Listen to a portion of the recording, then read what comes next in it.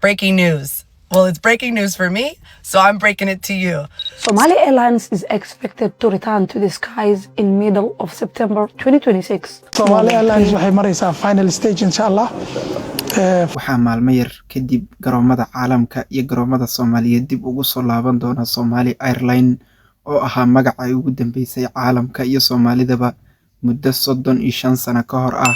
ugu horeyn haddii aad nagu cusub tahay kusoo dhawow muuqaalkeena maantay muuqaalka inoo share garay like tana waa inoo muhiim subscribe tana naga hilmaamin mahadsanid.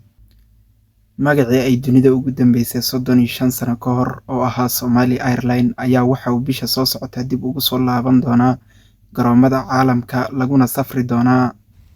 Breaking news. Well, it's breaking news for me, so I'm breaking it to you. Somali Airlines is back after 35 years.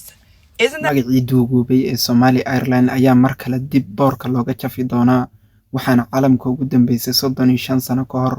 waxayna ahayd diyaaradda saddexaad ee ugu horeysa Afrika markii laga soo tago South African Airways iyo Ethiopian Airline. kaalinta saddexaad ayay soo fariisanaysay magaceedu marka loo fiiriyo kala horeynta wadamada Afrika waxayna ka duuli jirtay ama ay ka degi jirtay wadamada caalamka meel walba oo ah ama garoon diyaaradeed oo caalamka ku yaala dhammaantood. Somali Airline is back after 35 years. This Ethiopian guy was making fun of Somali, bro. People don't understand the history. The only reason why Ethiopian Airline is relevant is because Somali Airline was suspended. Now, after 35 years, Somali Airline is back. diyaaradahan gacan ku hayntooda ama lahaanshahooda waxaa lahaa dowladii dhexe ee Soomaaliya xilliga ay jirtay dowladii awoodda badneed ee wadanku u lahaa balse intii dowladii burburkii iyo xilligan ilaa laga soo gaaray waxaa meesha ka baxay magacii Somalian Airline waxaa ka baxay sharaftii ay lahayd waxaa meesha ka baxay wax walba oo dhaqaalaha lagu bixin jiray waxaa dhacay burbur badan balse maanta dib ayaynu u soo kabanaynaa oo taariikho hore oon lahayn ayaan boorka ka jafaynaa. Somalian Airline waa qayb ka mid ah taariikhaha aynu dib u soo dhisayno. Somali Airlines waxay maraysaa final stage insha Allah. flight ugu horeeya waxaan u maleynaa mid September inay bilaaban doonaan this year insha Allah waa dhameynay shaqadeeda insha Allah taala. 20 September oo ah bisha fooda nagu soo haysa ayaa qorshaha iyo sida wax loo dhigay ay yihiin in dib ay u bilowdo duulimaadkeedii ugu horeeyay maadaama ay diyaaradihii dib loo howlgeliyay lana soo gaday wax walba oo process oo loo baahnaana loo dhameystiray. waxay qorshuhu yahay inay dib u shaqo bilaabaan 20 September duulimaadka ugu horeeyana ay sameeyaan. waxa ugu horeeya shaqada lagu bilaabi doonaana waa 2 diyaaradood sida dawladdu ay shaacisay kuwaas oo shaqo bilaabi doona 20 September ama bisha 9aad ah. labada diyaaradood oo ah kuwa xamuulka qaada ama diyaaradaha aadka u waaweyn oo rakaabka aad u tirada badan qaadi kara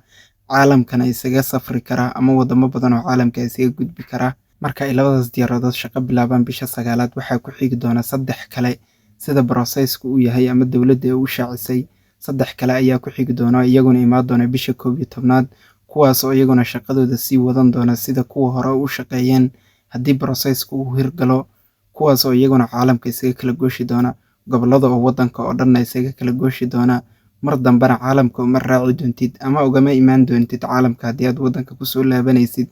diyaarad wadan kale uu leeyahay ama meel kale laga leeyahay ama magac kale uu ku qoran yahay ee waxa jara doonta diyaaradaad adigu leedahay oo ah gurigaagii iyo meel diyaarad uu qof Soomaaliya wado qof Soomaaliyana uu shaqaale ka yahay ama uu ka yahay kuwa dadka caawiya wax walba oo u baahan tahayna Soomaali ama lagula hadli doono ama luqad Soomaaliya ay ku bixi doonaan wax walba oo aad diyaaradaas uga dhex baahan tahay. mana dhihi doontid diyaarad hebel ayaa laygu dhex xiray ama diyaarad Ethiopian ayaa dhib ii geysatay ama diyaarad wadan kale oo aan raacay ayaa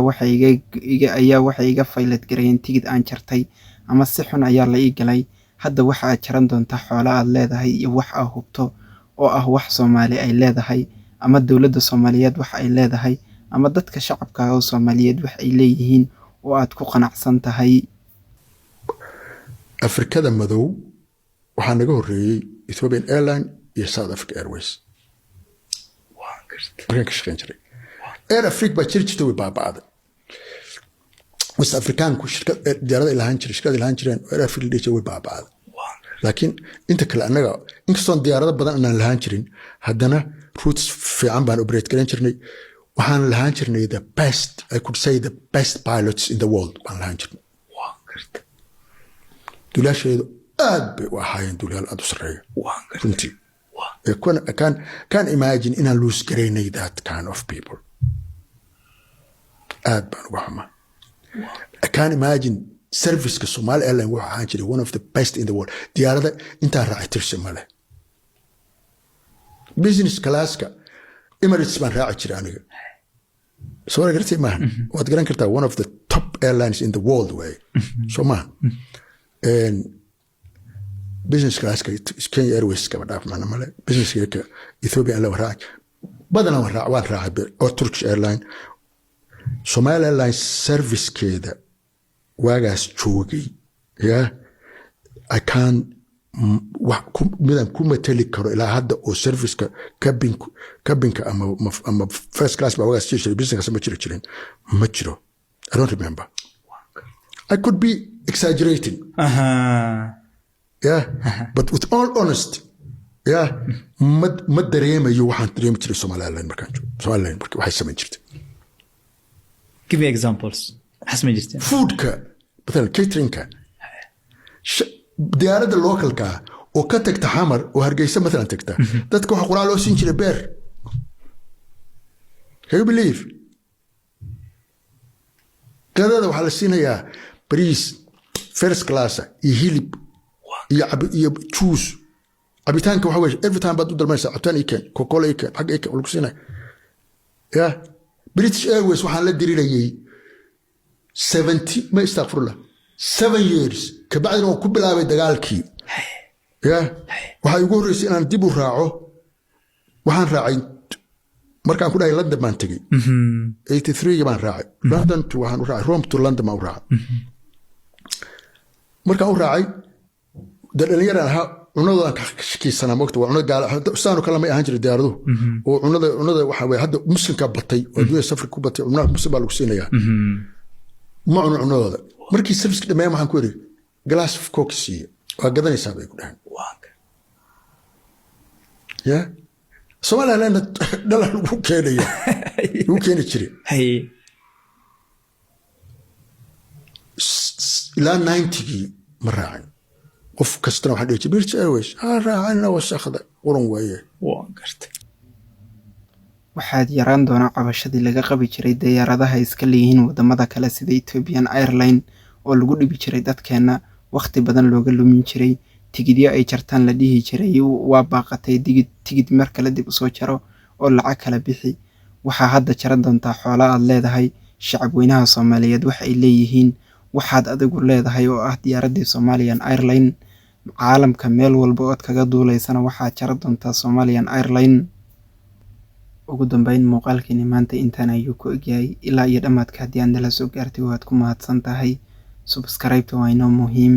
muuqaalkana like inoo saar mahadsanid